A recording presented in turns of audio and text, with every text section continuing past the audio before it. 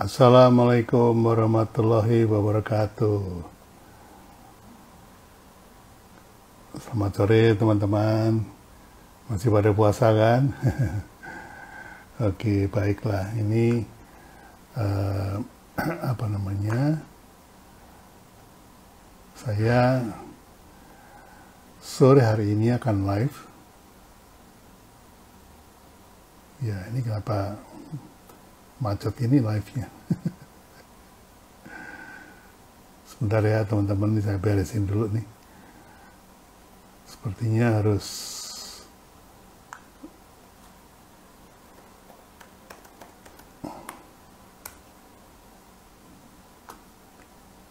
login. Oke. Nggak tahu kenapa ini dari tadi hang. WA lah hang, apalah hang.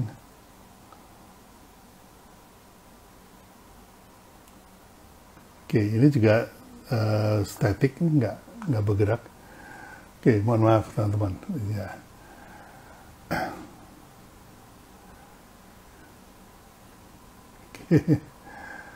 Ini ada yang nanya, Mas Handi, Pak, Branding Revolution jadi kan siap kawal sampai bestseller. Ya, sekarang ini sudah terjadi brand revolution. Yang saya lakukan itu ya brand revolution ya teman-teman. Oke, sore ini saya akan bahas COD dengan Mas Yoyo Rubiantono, Sultan Bantul yang omsetnya 2 miliar sehari.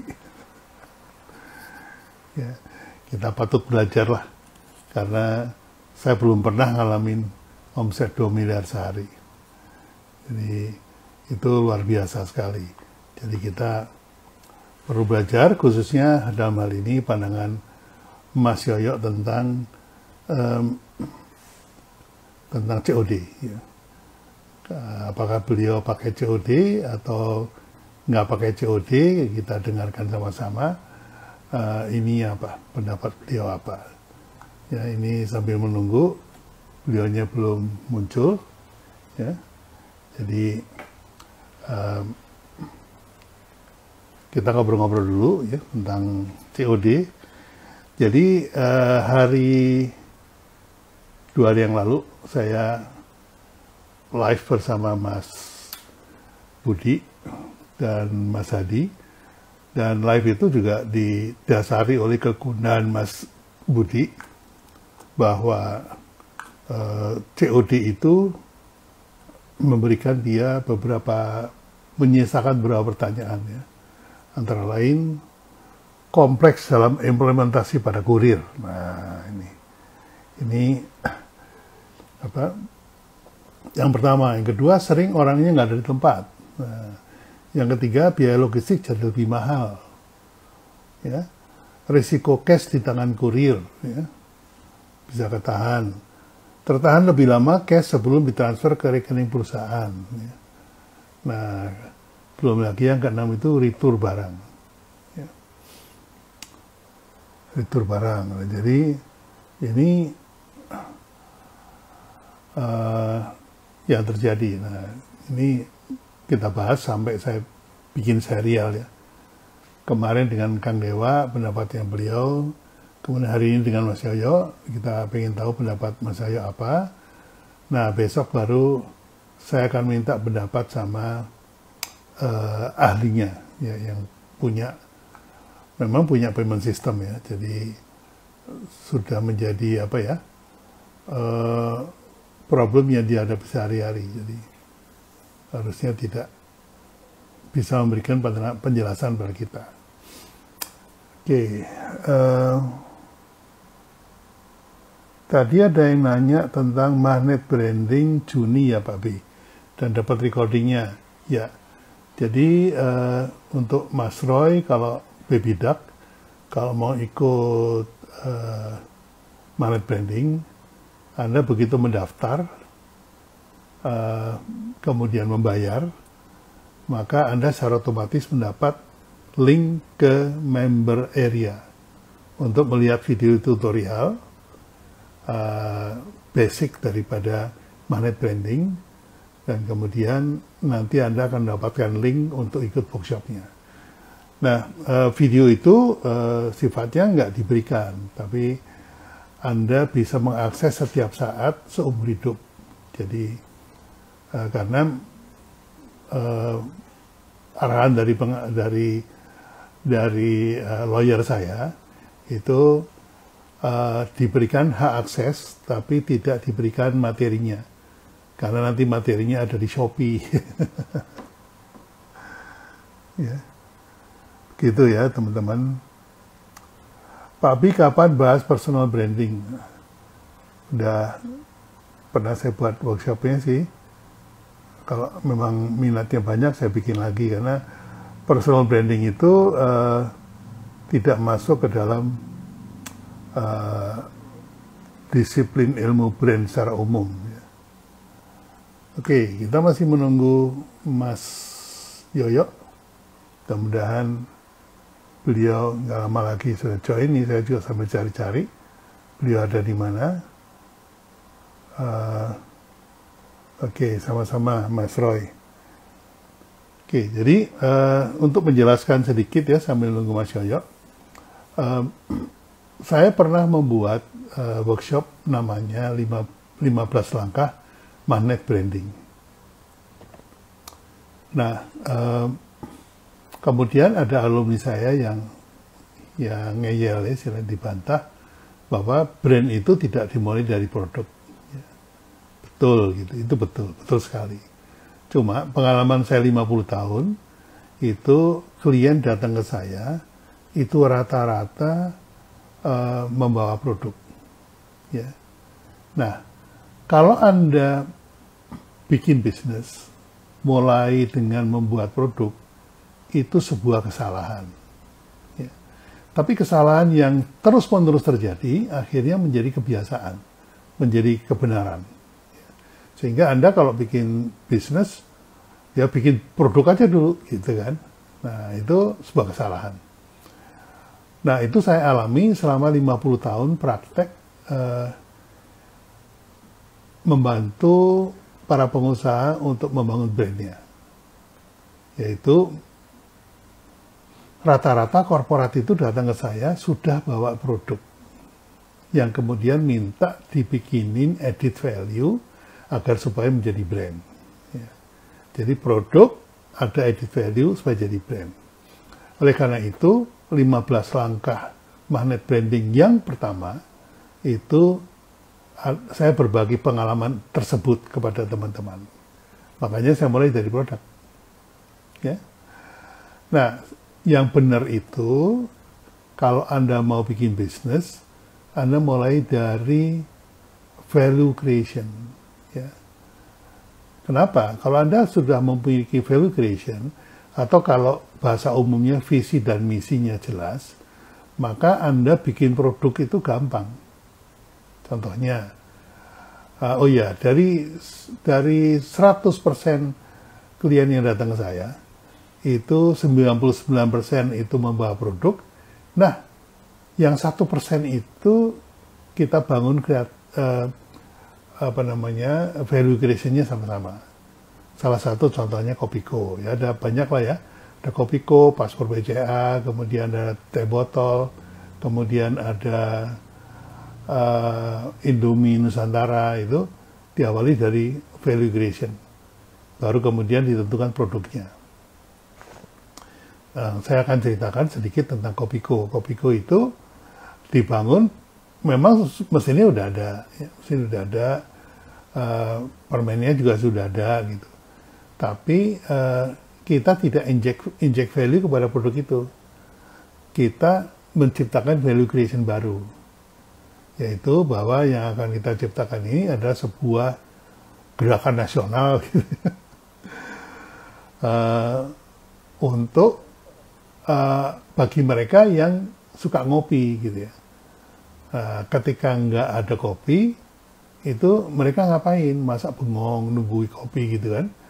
Nah, kita sediakan sebuah value creation, value yang kita ciptakan, yaitu ganti yang ngopi. Tadinya orang kalau mau ngopi, nggak ada kopi, ya udah diem gitu. Tapi sekarang nggak ada kopi. Nah, kita ada jawabannya. Gitu. Yaitu Kopiko. Jadi Kopiko is a value creation yang produknya itu bentuknya bisa macam-macam. Bisa permen, bisa ready to drink, bisa sirup, bisa kafe, bisa juga wujudnya cake atau kue ya. Bisa. Jadi gantinya ngopi itu nggak harus permen gitu ya. Karena kita tidak mulai dari produk. Ya. Nah ini salah satu contoh. Nah workshop brand magnet branding yang akan datang tanggal 1 sampai tanggal 4 itu saya tambahkan dengan value creation tadi, gitu. Sehingga jadi lengkap. Jadi bagaimana bikin brand yang berawal dari produk dan bikin brand yang berawal dari value creation. Ya. Itu makanya teman-teman yang sudah ikut batch pertama, kalau mau ikut batch kedua, itu akan mendapatkan tinggal menambahkan biaya tambahannya sedikit. Ya. Itu aja sih. Jadi penjelasannya banyak yang nanya apa bedanya Pak Pi antara batch 1 dengan batch 2 ini. Begitu. Ini Mas Yoyo nih jangan-jangan lupa nih. Oh, belum nongol. Padahal tadi beliaunya bentar ya, tak ingetin dulu. Waduh. Hari ini ada problem apa ya dengan WA saya ya? WA kok tidak respons terus itu kenapa ya? Yang ada di yang dari web ya. Kalau yang dari handphone nggak ada masalah, cuman handphonenya lagi saya pakai sekarang. Oke. Baik, kalau gitu tetap kita tunggu.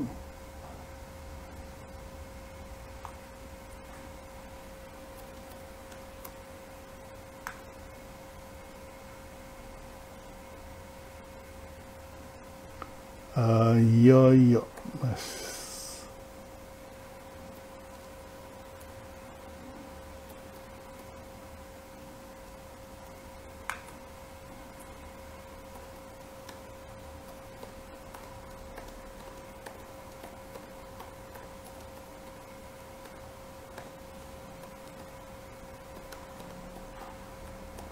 Ya, saya ingetin Mas Yoyo, mudah-mudahan baca WA. Oke, mohon maaf nih, karena saya berkacamata jadi lebih enak kalau bacanya dari laptop. Oke, ya Mas Yoyo belum hadir.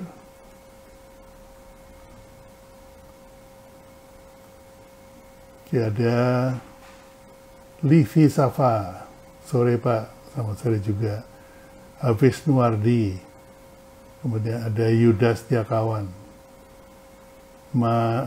Roy Bebidak, ya, tadi udah nanya, Devis Tarwan, kemudian Elskoer, Devis Tarwan, oke. Hendy KRNW 11.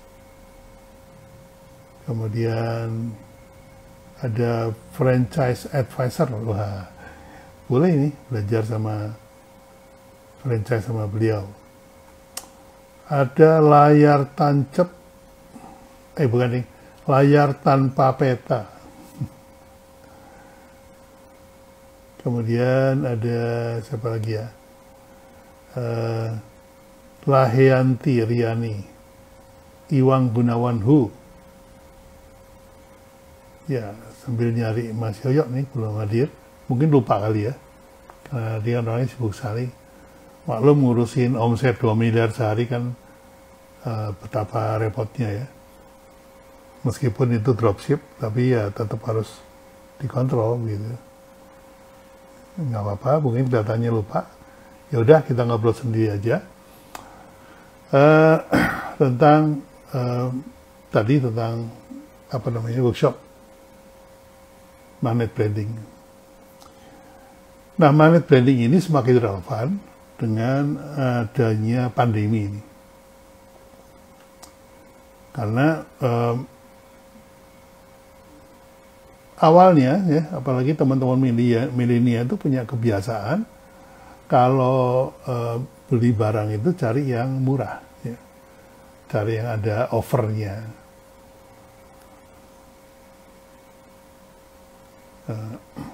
Jadi, nah Mas Yoyo udah siap, kita tunggu. Beliau kelihatannya memang sibuk, terlambat 18 menit.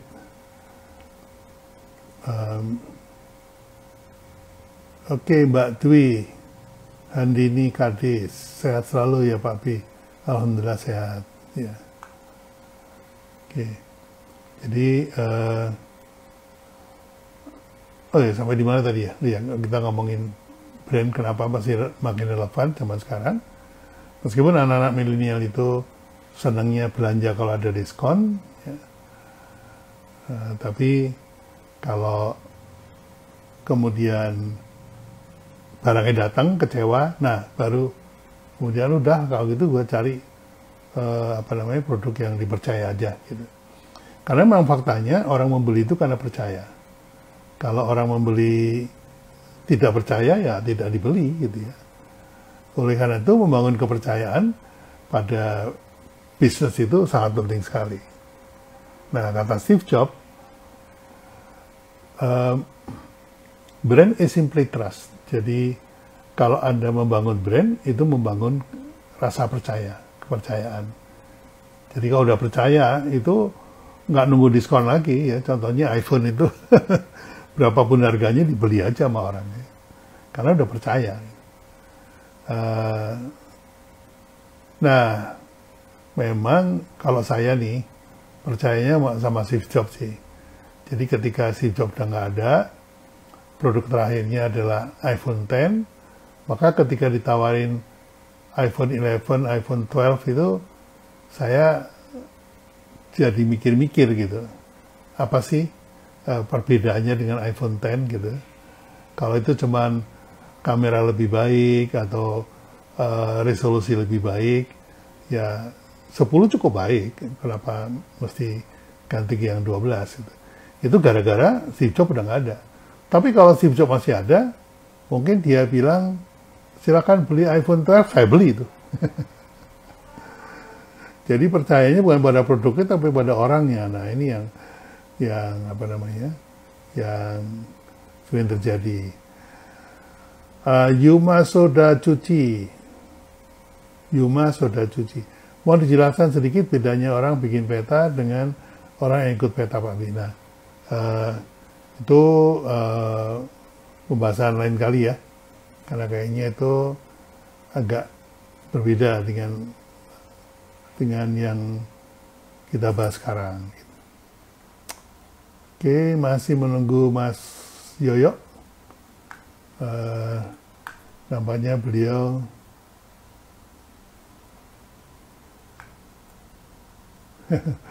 biasanya nggak respons lagi, ini mesti di refresh lagi.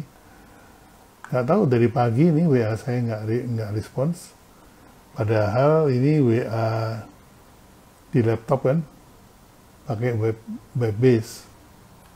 Nah ini Mas Yoyo udah request untuk join. Kita tunggu. Mudah-mudahan nggak ada masalah dengan internet.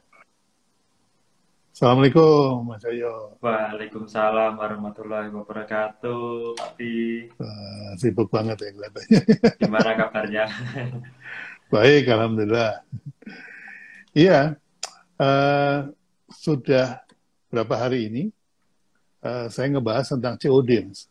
Iya, ya. Jadi hari pertama sama Pak Budi, justru karena Pak Budi yang men-trigger. Jadi Pak Budi itu punya beberapa pertanyaan.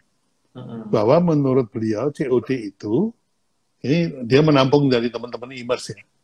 COD itu kompleks dalam implementasi kurir katanya. Kemudian sering orangnya tidak ada di tempat. Ya.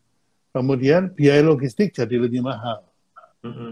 Nah, yang keempat, risiko cash di tangan kurir. ketahan Iya. kan. Kemudian yang kelima, tertahan lebih lama cash sebelum ditransfer ke rekening perusahaan.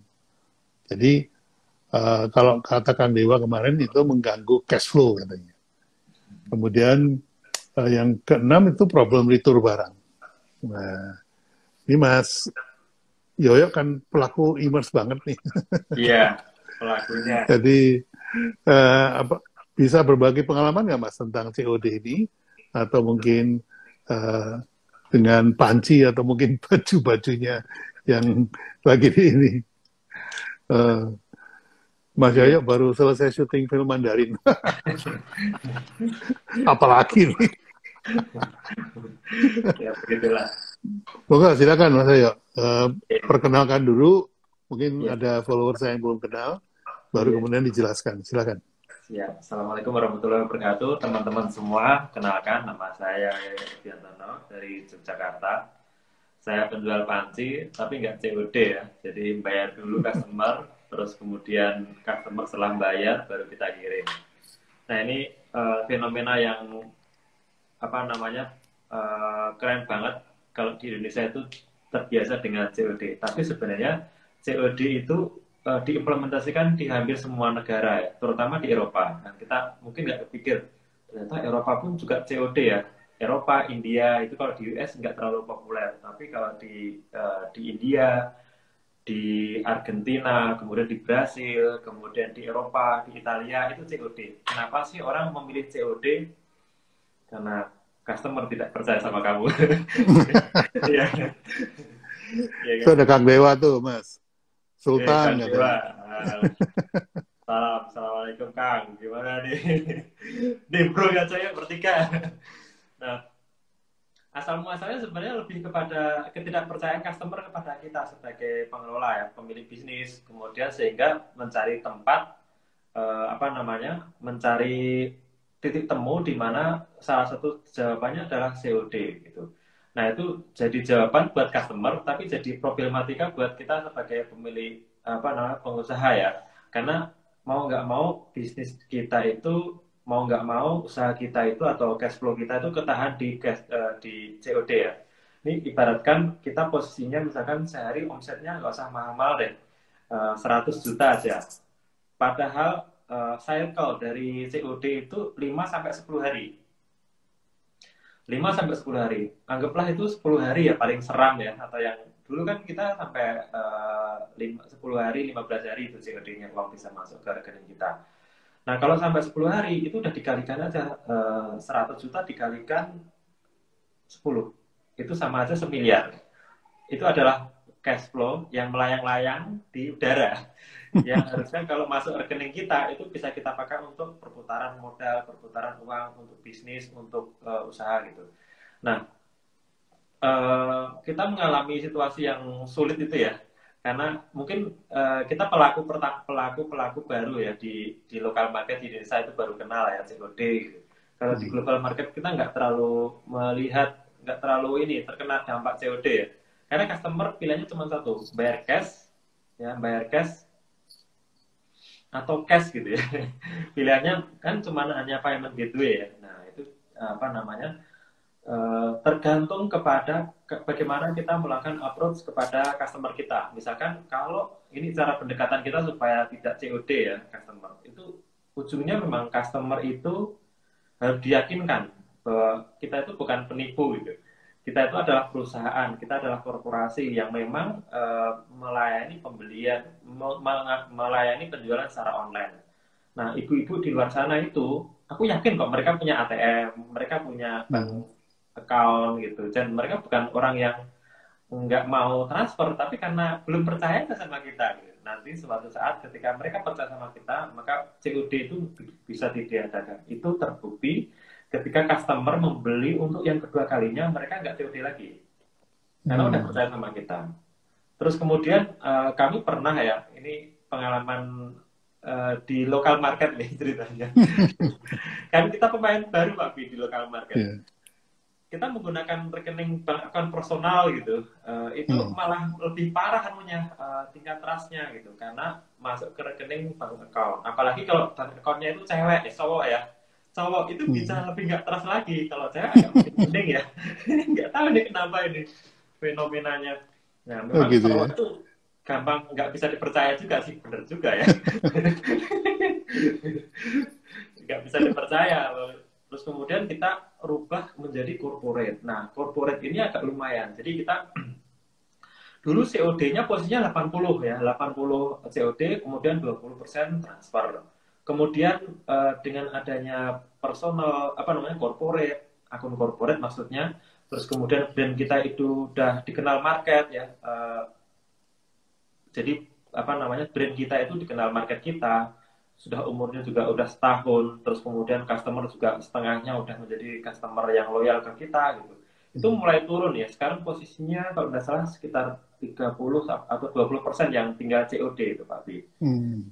Jadi memang fenomena COD ini jadi apa namanya, jadi sesuatu yang tidak terhindarkan, tapi ternyata bisa disiasati dengan strategi-strategi yang mungkin sedikit kita serempet-serempet tadi bahasanya ya. Insya Allah nanti kita akan bahas lebih detail dengan Pak Bi, gimana sih caranya supaya kita terhindar dari COD, karena COD itu sebenarnya membunuh cash flow kita sebenarnya.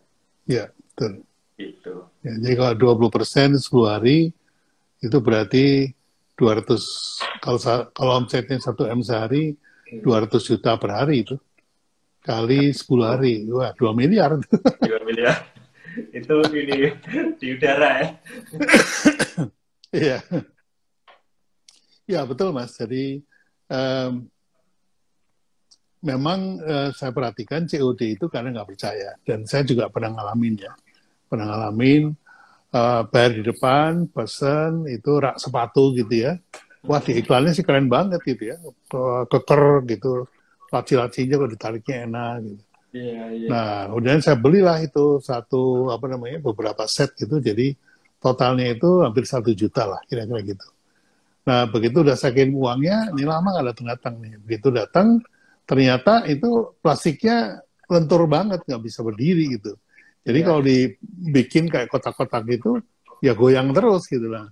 Ini nggak pakai sepatu aja goyang, apalagi kok dimasukin sepatu. Nah, akhirnya di situ saya mulai menseleksi barang-barang yang sebaiknya COD, barang-barang yang sebaiknya kita bisa percaya. Nah, Iya. di situ memang kemudian trust. Nah, trust itu kan tergantung experience ya.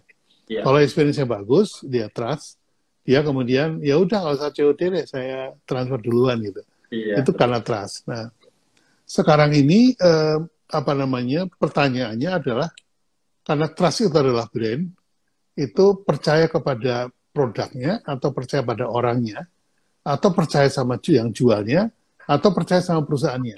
Nah, ini variasinya banyak nih, Mas. Nah, pengalaman Mas Yoyo gimana? Kalau kita kan mengenal apa namanya, brand itu kan, saya belajar ya. Itu kan ada personal brand, kemudian product brand dan corporate brand. Ya, Jika tiga eksponen apa namanya, komponen tiga utama itu customer kita itu merasa udah punya experience yang bagus di sana, sebenarnya kita tidak perlu apa namanya COD melakukan ya. pembayaran COD ya. Misalkan kita membeli produk dari brand terkenal gitu, kan nggak mungkin kan kita beli Supermi COD, kan nggak mungkin juga. Tapi kalau misalkan Pak Bi membeli produk dari saya, Pak Bi pasti akan transfer duluan kan, nggak mungkin juga COD. Iya. Mas saya COD ya, saya nggak percaya sama Mas, saya nggak gitu juga gitu. Itu ke personal brand, trust kepada brand atau produknya ya, karena produknya itu memang tadi experience dari Pak Bi, ini produk-produk yang memang aku nggak perlu COD kok, karena aku memang trust di situ, tanpa kita harus melakukan quality control, atau akan kita ketika barang nyampe itu dicek dulu kan, ini sesuai nggak dengan ekspektasi kita, ternyata nggak sesuai ya balik aja gitu. Tapi kalau produk-produk itu secara standar quality itu memang udah masuk, lah ngapain kita juga COD gitu, toh juga customer apa namanya sudah trust dengan produknya, apalagi corporate brandnya gitu, insya Allah akan lebih mengurangi resiko sih gitu. Iya, betul. Pengalaman saya dengan workshop saya aja, itu yang zaman offline dulu Mas, dari tahun 2016 ya. Itu saya selalu memperlakukan, Anda bayar dulu, daftar dulu, bayar, baru nanti pada hari H kita workshop kan gitu ya. Iya. Nah, itu banyak yang transfer ke saya gitu ya, bukan COD yang transfer ke saya.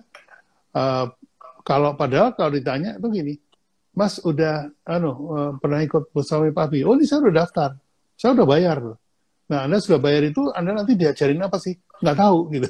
Bahkan saking percayanya, mau diajarin apa aja udah nggak peduli. Nah, Iya. itu yang kayak gituan sih nggak perlu COD ya, karena trust-nya udah tinggi kan. Nah, ini kata kuncinya yang pada trust. Nah, Iya. apa yang dilakukan Mas Yoyo ketika membangun trust? Kayak contohnya jual panci di Amerika itu kan, bagaimana sih orang Amerika bisa percaya sama Mas Yoyo itu? Saya juga Iya. pengen tahu, teman. Iya. Silakan. Ini masuk ke bahasan global market. Sebenarnya mau Sedikit, saya sedikit. hindari. Karena nanti pertanyaannya makin panjang ya. Tapi itu menarik juga. Bagaimana perusahaan di Ngayogyakarta ya, yang Deso ini itu bisa dipercaya oleh market di US ya. Makanya ini apa namanya? Mungkin di dalam keseharian ketika saya presentasi itu saya menyebutkan punya perusahaan di Amerika itu salah satu nomor satu buat gaya-gayaan, yang kedua buat menjawab ini sebenarnya. Oh. Tapi sebenarnya buat gaya-gayaan sih sebenarnya punya perusahaan di Amerika gitu. Ngatasi.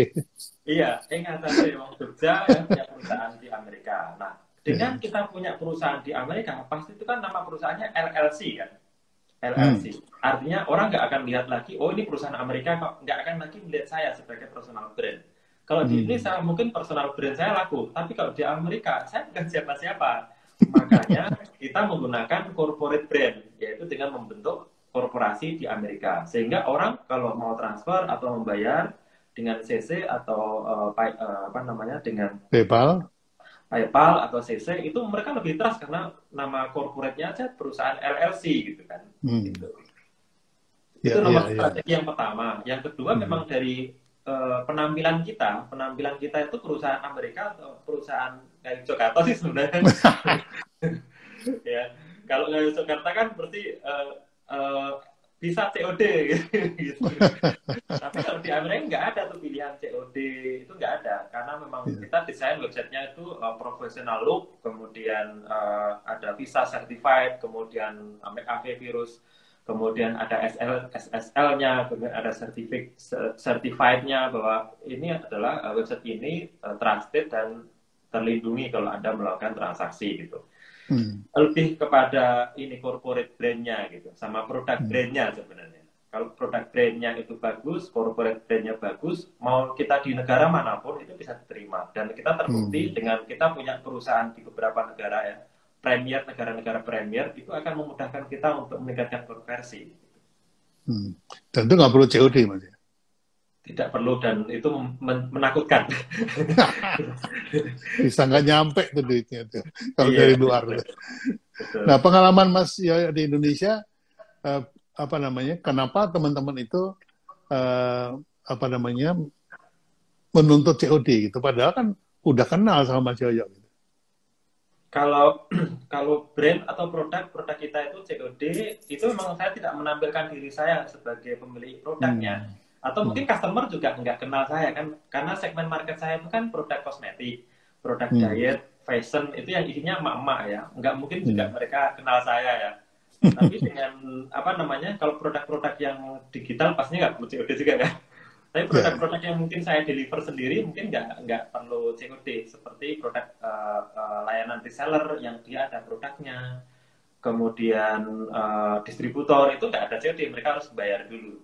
Tapi khusus produk-produk yang di Indonesia seperti fashion itu tidak melibatkan personal brand. Nah, kita tidak muncul di situ sebagai pemilik brandnya, tapi mengandalkan produk sama corporate brandnya, sehingga orang mikir ketika ini siapa sih gitu, atau brandnya kok baru muncul. Nah, ketika kita pertama kali merunning ini apa namanya, merunning sebuah brand fashion, itu ternyata gini Pak Bi. Terus sebenarnya COD itu sebenarnya kita sendiri kok yang bikin gitu, gara-garanya gitu. Kenapa begitu? Kita punya perusahaan fashion yang lahir di tahun 2020 Januari, itu lahir loh ya, lahir dari nol. Orang nggak kenal saya. itu posisinya sudah pre-order, Pak Bi. Pre-order itu artinya customer bayar duluan. Ya, customer bayar duluan. Kok bisa ya? Perusahaan baru lahir dan tidak kenal siapa-siapa ya. Mungkin kalau Vanilla Hijab mungkin udah biasa lah ya. Tapi ini perusahaan baru lahir pertama kali dia harus pre-order karena saya nggak produksi juga kan. Jadi customer sudah pre-order dan nilai yang kita kumpulkan pre-order itu lumayan gede gitu. Mungkin kalau 10 juta, 200 juta nggak perlu kita bahas, mungkin anomali lah ya. Tapi ini 1,6 M customer pre-order. Dan itu brand yang lahir dan saya nggak tampil di situ. Artinya sebenarnya behavior dari market ini kita yang menciptakan, behavior yang tanda kutip tidak menyehatkan itu sebenarnya kita yang menciptakan sendiri gitu. Kita seller dan customernya. Create your own monster ya. Iya, kita yang menciptakan keadaan itu karena menerima COD. Membuka opsi COD. Tapi ketika kita pertama kali membuka opsi pre-order, customer beli kok gitu. Bahkan customer mau loh bayar dan angkanya segitu gedenya gitu. Jadi sebenarnya lebih kepada perilaku kita ya. Perilaku kita sebagai penjual dan berarti pembeli gitu. Orang mau pre-order itu kan karena percaya, Mas. Iya, betul. Atau karena diskonnya gede. Nah, ini mana yang lebih menarik buat orang mau pre-order itu? Menurut saya harus dua-duanya. Oh, dua-duanya ya. Harus karena dua-duanya. Karena kalau ada yang early bird itu kan biasanya 50% dari harga umum gitu ya. Tapi saya belum pernah itu melakukan early bird sampai diskon segitu gede gitu. Jadi makanya saya tanya tadi. Nah, antara baru kemudian dipercaya itu kan ada jeda waktu di mana Anda harus membangun kepercayaan. Yang dilakukan apa tuh, Mas? Misalkan saya bikin workshop, bisa bikin brand atas nama sendiri, itu kemudian saya bikin early bird ya, dan itu bayar di depan gitu ya. Kira-kira customer mau nggak? Kamu siapa gitu ya? Tapi kalau Pak Bi yang buka workshopnya bisa bikin brand, terus kemudian customer membayar early bird gitu ya, tanpa workshopnya diadakan sendiri, atau mungkin bikin produk lah ya, Pak Bi bikin produk. Buku, katakanlah buku ya. Ini jangan-jangan jadi ide. Bikin sudah ada ide. Iya, bikin buku, customer suruh bayar duluan, tapi early bird ya, pre-order namanya. Pre-order. Baru dicetak kan gitu ya. Temanya adalah bisa bikin brand. Kalau saya yang bikin, mungkin customer akan, loh siapa kamu gitu kan. Nggak akan ada yang mau pre-order gitu. Tapi kalau misalkan yang bikin itu adalah Pak Bi, pre-order, itu orang akan willing to pay, akan bayar karena ada personal brand di sana, ada produk brand dan corporate brand di situ gitu. Sehingga orang mau bayar. Tapi kalau misalkan saya dari awal itu mendeklarasikan saya sebagai ahli atau orang yang expert di bidang brand, saya harus membangun reputasi dulu dan saya memang nggak punya di bidang itu gitu. Jadi memang trust itu memang dibangun dari awal dan diskon itu bisa muncul kalau yang nawari itu memang punya kompetensi gitu. Jadi malah dua-duanya sih Pak Bi. Ya. Jadi makanya saya pengen tahu nih perusahaannya baru untuk fashionnya Mas Yoyo, baru sama sekali, tapi orang udah mau pre-order. Nah itu apakah Anda ada jeda waktu membangun kepercayaan tadi atau gimana, Mas? Ya, pada waktu kita memang experience ya, belajar experience. Nggak tahu mungkin insya Allah itu jadi jadi keuntungan buat saya. Itu adalah masa awal pandemi ya, di mana saat itu awal Januari itu kan awal pandemi, di mana orang baru work from home sekitar Maret ya. Tapi di akhir Desember, saya masih gotong-gotong koper di Bandung tuh Pak, cari vendor gitu. Desember, Januari saya ini. Artinya selama 2 minggu ke depan, 2 minggu 1 Januari sampai 2 minggu ke depan, saya membangun namanya trust gitu. Nah, trust itu tidak menampilkan saya sebagai pemilik brandnya, tapi lebih kepada produknya. Nah, kebetulan kita menggunakan perusahaan ya, jadi menggunakan perusahaan. Karena menggunakan perusahaan yang perusahaan yang menurut saya itu customer kalau bayar ke perusahaan itu akan lebih trust dan lebih enak, maka kita menggunakan transfernya menggunakan perusahaan dan kita membuat website dengan professional look. Karena professional look kita bisa kasih apa namanya kasih mention kepada customer, ternyata oh ini dibalik apa namanya dibalik ini, sekali lagi saya nggak muncul Pak Bi, dibalik perusahaan ini ada orang yang mengoperasikannya. Nah, kemudian ditampilkanlah orang artisnya atau pengelolanya, manajemennya, dan itu nggak ada saya, bukan saya. Ada manajemennya. Setidaknya di belakang layar itu ada orang yang mengelola di situ. Ini yang membuat customer itu trust untuk melakukannya. Termasuk ada proses-prosesnya. Order barang kita videokan, proses pembuatannya kita videokan, kemudian packingnya kita videokan. Kan customer lihat, oh iya memang benar mereka membuat gitu. Itu iya. Ya, berarti membangun kepercayaan dari storytelling ya. Iya, cuman waktunya 2 minggu Pak. Wah, itu dia tuh luar biasa itu. Nah, itu apa namanya, untuk menyampaikan kepada customer itu yang Anda lakukan lewat organik atau lewat paid advertising? Lewat organik dan paid advertising. Lebih tepatnya sebenarnya karena Instagram kita followernya baru 0 ya, lebih kepada paid advertising. Jadi kita bikin story tahap-tahapannya ketika kita bikin brand, menciptakan produk ya. Kan kita ada story nih, kita buat produk home dress untuk wanita yang tidak bisa keluar rumah di masa pandemi ini. Anda bisa tetap tampil cantik dengan home dress ini. Jadi proses pembelian materialnya, proses cuttingnya, ini kita tunjukkan bahwa kita itu benar-benar bikin loh buat kamu gitu. Terus kemudian kita ada sedikit teaser, kita lagi memproses produk buat IK ini dari sini gitu ya. Itu customer jadi banget gitu jadinya. Oh ini real gitu, nyata gitu. Terus proses penjahitannya kita juga bilang, dan menurut saya ada sedikit membantu. Kita berasal dari Yogyakarta, dari Jogja ya. Ya orangnya nggak neko-neko kan? Ya, seolah-olah orang neko. Iya. Padahal sama aja. Wah, luar biasa nih. Di kota gede, proses produksinya di kota gede, dan kita UMKM-nya gitu ya, mereka trust gitu ke kita. Iya. Wah, bagus sekali Mas. Itu apa namanya, Anda menangkap peluang yang luar biasa, dan akhirnya per bulan jual berapa ribu piece tuh Mas? Dulu pas awal-awal ya sampai akhir Oktober ya, rata-rata sekitar 20-an ribu, 10 sampai 20 ribu. Pas awal-awalnya ya, sekarang itu udah booming banget di home dress. Itu rata-rata 20 ribu sampai 30 ribu per bulan. Gitu. Ya. Kalau satunya kali 200 ribu aja sudah lumayan itu Mas ya. Ya, alhamdulillah. Nah, ini supaya menginspirasi teman-teman bahwa pandemi itu tidak hanya melahirkan ancaman, tapi juga melahirkan peluang ya. Jadi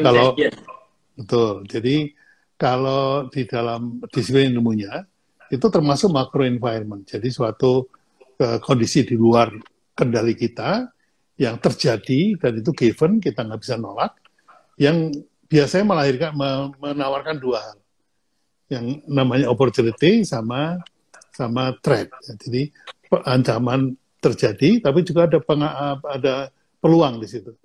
Nah, kita selalu nyari peluang. Kenapa saya suka peluang? Karena dalam kata peluang itu ada kata uang, Mas. Nah, Mas Yoyo ini sangat piawai nalurinya terhadap peluang itu. Iya. Aku baru tahu kalau peluang itu ada uangnya ya. Nggak ada uangnya, emang kan peluang kan gitu. Iya. Peluang. Jadi teman-teman harus cari peluang di antara ancaman itu. Jadi ini yang luar biasa ya. Kayak pada waktu saya pertama kali kena COVID ini ya, artinya situasi ini, ya saya kan income-nya cuma datang dari workshop offline kan. Ya otomatis kena, karena yang sudah daftar pun, yang sudah pre-order itu saya harus kembalikan itu, padahal jumlahnya lumayan Mas, sudah 100 lebih, itu kan kali 5,7 kan, wah ya lumayan ya gitu. Wah langsung deg-degan juga tuh saya, wah ini gimana caranya gitu. Terus, wah berarti ini kita harus masuk ke online. Udah saya mulai online tuh. Jadi Maret saya mulai jualan online untuk workshop. Nggak laku, Mas. Nggak laku. Karena masyarakatnya belum terdidik belum terbiasa dengan kayak gini ya. Makanya pada waktu itu kemudian saya bulan Maret itu setiap sore saya bikin IG live untuk membiasakan teman-teman. Oh ternyata ngobrol lewat apa namanya, lewat internet itu bisa, ngajar lewat internet itu bisa gitu. Nah baru setelah 2 bulan saya lakukan itu, baru bulan Mei saya bikin itu baru ada pesertanya, Mas. Nah ini jadi itu pun juga yang harga receh itu. Mau boro-boro mau 5,7 juta kayak offline gitu. Ya harga receh gitu. Jadi mulai dengan ratusan ribu gitu ya. Terus dibantu sama Kang Dewa jadi makin besar. Jadi memang menangkap peluang iya gitu, tapi untuk menciptakan minat itu juga satu hal yang lain. Nah, ini yang dirasakan oleh Mas Yoyo ketika menyampaikan pentingnya pakai homemade tadi ya, homemade ya istilahnya. Itu gimana Mas prosesnya, Mas? Jadi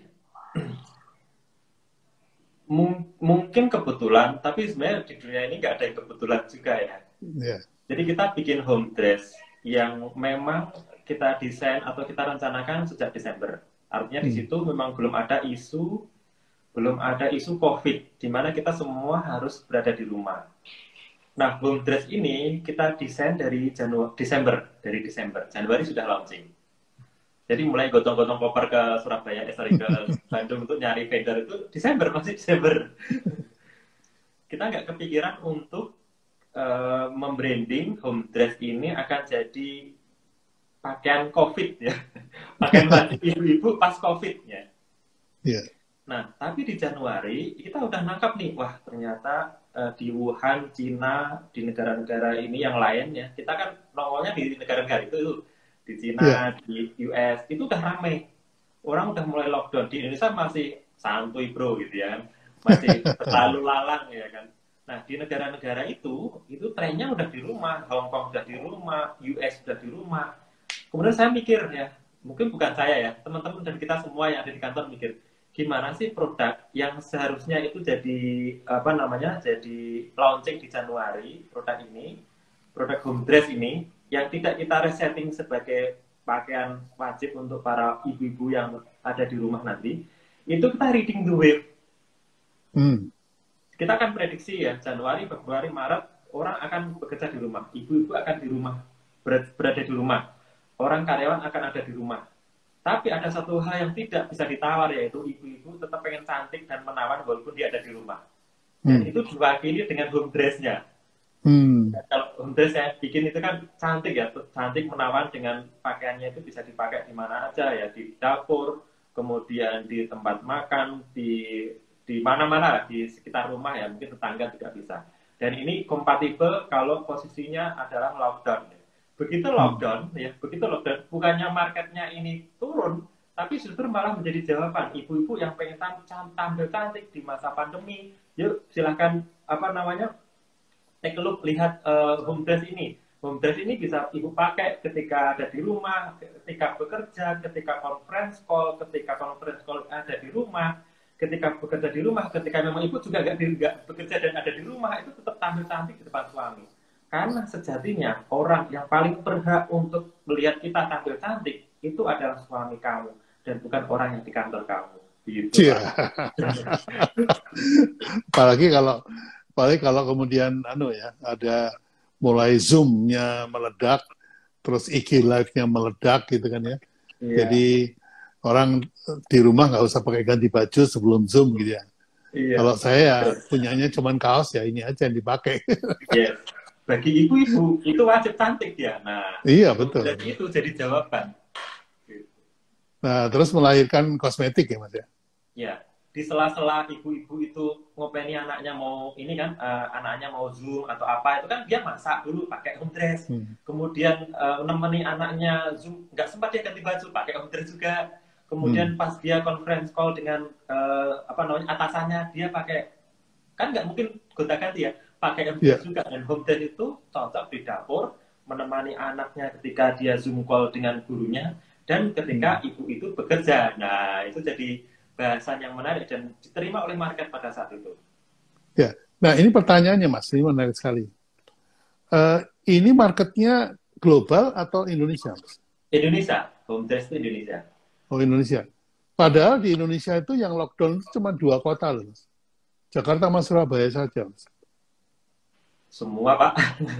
Semua Nah, ngikut. aturannya kan memang semua gitu. Iya. Cuman yang semuanya ngikut aturan kan nggak Jakarta. semuanya, Mas. Gitu. Ya, ini katanya malah ada yang bilang di Jogja juga nggak lockdown katanya. Kalau di Jogja lockdown, tapi kalau pas ke pasar enggak. itu, itu orang Jogja aja yang bisa ngomong Iya, gitu. iya. Kalau ke pasar aja gitu. Ke pasar aja, nggak lockdown itu pasar. Iya. Pasarnya nggak lockdown. Tapi kok Jakarta betul-betul sepi, Mas. Jadi pada waktu awal-awal dulu Tanah Abang itu betul-betul kayak kota mati itu. Jadi saya juga nggak ke sana karena saya begitu kena lockdown 15 Maret itu sudah di rumah sampai 15 Maret 2021 setahun kemudian ya di rumah aja di ruangan ini terus gitu. Nah itu hanya keluar, iya. Begitu, hanya keluar 5 kali, Mas. Hanya keluar 5 kali. Ke dokter gigi 5 kali, terus 4 kali ke kantor karena meeting sama alumni yang jauh-jauh dari Makassar, jauh-jauh dari Surabaya. Mosok udah di Jakarta nggak ditemuin kan. Wah, saya akhirnya ngajakin ketemu di Citos. Wah, ada Dian aja deh, di kantor aja deh. Yang terkontrol gitu, Mas. Iya. Nah, oke, Mas. Ceritanya tadi di Tanah Abang itu nyambung dengan situasi pandemi kita. Mungkin kalau ditanya yang lockdown mungkin Jakarta, Surabaya, atau Bandung, Medan, dan something ya. Jakarta, Surabaya lah ya. Tapi Tanah Abangnya lockdown, Pak. Itu jadi marketnya nyebar jebret gitu ya. 400 miliar transaksi sehari di Tanah Abang, tiba-tiba nggak ada. Itu jadi berkah buat yang online salah satunya itu yang bikin kita nambah dari sisi salesnya itu di situ, Pak. Ya, jadi Tanah Abang itu kan jualan kain sama jualan barang jadi, Mas ya. Ya. Jadi dress jadi. Kalau lockdown itu membuka peluang buat teman-teman yang UKM yang membuat fashion. Ya. Tapi kalau untuk bahan gimana, Mas? Begitu lockdown di Tanah Abang kita nggak bisa kulaan tuh. Nah, kalau di Tanah Abang kan sebenarnya orang-orang punya stok di gudangnya masing-masing kan. Makanya waktu saya manggul koper di Bandung itu Desember itu saya sudah mengantongi 5 vendor ya kain ya, perusahaan kain. Jadi kita sebenarnya nggak ada masalah dengan supply. Yang masalah adalah pas proses pengirimannya, Pak Bi. Jadi waktu itu pas lockdown itu pengirimannya itu terhambat karena dibatasi geraknya oleh pemerintah ya, untuk pengiriman dibatasi. Tapi bisa diatasi dengan melipir bahasanya. Apa itu melipir itu? Melipir itu apa? Mencari jalan lain selain jalan utama. Jalan tikus ya? Iya, jadi barang raw materialnya sudah ada di toko dan toko itu nggak buka, tapi bisa dimuat. Tapi harus jam 12 malam, kemudian dikirim ke manufakturnya atau ke garmennya. Nah, proses ini yang memang harus agak rapi gitu. Terus kemudian dari manufakturnya itu kan udah jadi tuh, nah dikirim ke Jogja, ada yang dikirim ke Bandung, atau ada yang dikirim langsung ke customer. Tergantung situasi pada saat itu. Ketika customer partner kita bisa mengirim ke Bandung, ya kita punya gudang di Bandung, itu bisa dikirim ke Bandung. Jadi memang saat itu kayak peta umpet lah ya gitu. Tapi itu seru banget kalau kita ingat-ingat itu seru banget ya. Di balik kesulitan itu ada peluang, karena apa? Banyak orang yang melihat itu kesulitan jadi problem. Tapi bagi kita ini nggak semua orang bisa ngelakuin loh gitu. Jam 12 ngirim, bisa produksi, bisa ngirim ke customer, bisa ngiklan, itu nggak semua orang bisa pada saat itu. Nah, mumpung kita ini bisa ya, mumpung bisa, ya kita lakuin gitu. Waktu itu gitu. Iya. Keren, Mas, keren. Karena semua ancaman itu melahirkan peluang ya Mas ya. Iya, iya, betul. Asal kita Melahirkan. melihat kita dengan paling penting gitu. Ya, mohon maaf nih lampu mati ini. Ya. Saya nyalain dulu. Ini masih kedengaran, Mas? Masih lancar. Oke. Mungkin lari ke ini ya. Karena di sini internetnya mati ini otomatis lampu mati. Ya, ya, Ya. ya. Baik, Mas Yoyo, mungkin sebelum saya tutup karena saya juga lampu mati, silakan silakan diberikan uh, closing statement atau mungkin saran-saran untuk teman-teman.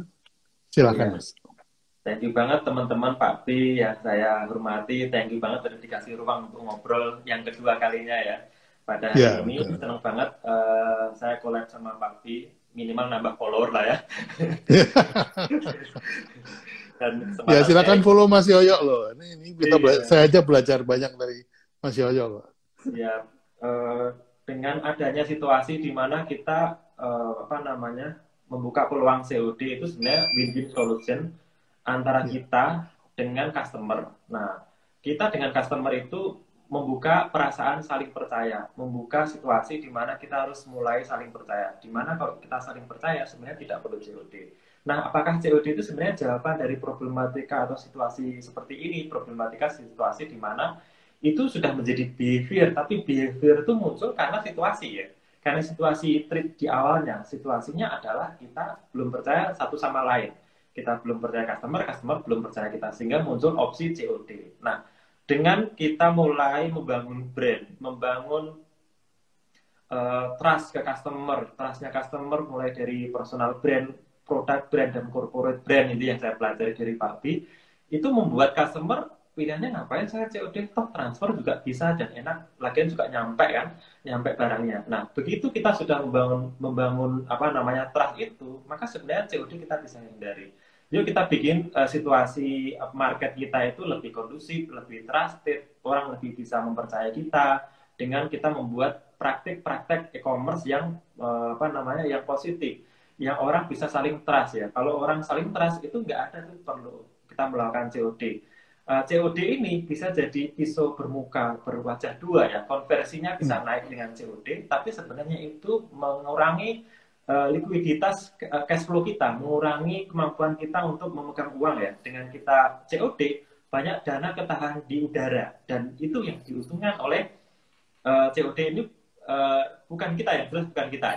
Tapi kalau itu cash, dananya cash di tempat kita, customer juga udah bayar, customer juga trust dengan kita akan bisa mengembangkan bisnis kita secara lebih cepat karena dana di tempat kita. Dengan kita membangun trust yang lebih baik, ekonomi kita juga akan lebih baik, kondisi ekonomi kita lebih baik, atmosfer e-commerce di Indonesia itu tanpa COD itu akan indah ya. Itu akan indah, saya yakin akan indah. Kita bandingkan market di US, nggak ada tuh ceritanya mereka COD, tapi juga customer udah trust dengan Amazon, trust dengan website kita yang baru lahir, perusahaan atau website di Jakarta itu yang baru lahir ya, walaupun nama perusahaannya LLC gitu ya, tapi dengan ekosistem yang bagus, yang positif, orang nggak perlu COD karena COD bisa membunuhmu nanti suatu saat. Terima kasih Pak Bi. baik. Jadi kita tetap nggak bisa menghindari mau zaman kuda gigit besi atau mau zaman internet gigit besi, itu yang namanya cash adalah darah dari perusahaan. Ya, saya bisa mengatakan ini kan saya pernah mengalami kesulitan cash flow pada waktu tahun 2010 sehingga harus menutup perusahaan. Nah ini hati-hati teman-teman dengan cash flow dan juga dengan cash itself ya. Flow-nya bagus, tapi kalau cash-nya itu masih belum cash keras, itu akan mengakibatkan hal yang sama. Jadi terima kasih Mas Yoyo sekali lagi untuk waktunya. Kapan-kapan kita ngobrol lagi, mungkin dengan topik yang lebih menarik lagi. Siap, siap. Ya, nanti kita bisa collab setelah hal yang membantu teman-teman gitu. Saya sudah sampai di sini, Mas. Terima kasih sekali lagi. Selamat berbuka puasa. Wabillahi taufiq wal hidayah. Wassalamualaikum warahmatullahi wabarakatuh. Waalaikumsalam warahmatullahi wabarakatuh. Terima kasih Pak Bi, terima kasih teman-teman semua. Matur nuwun. Matur nuwun.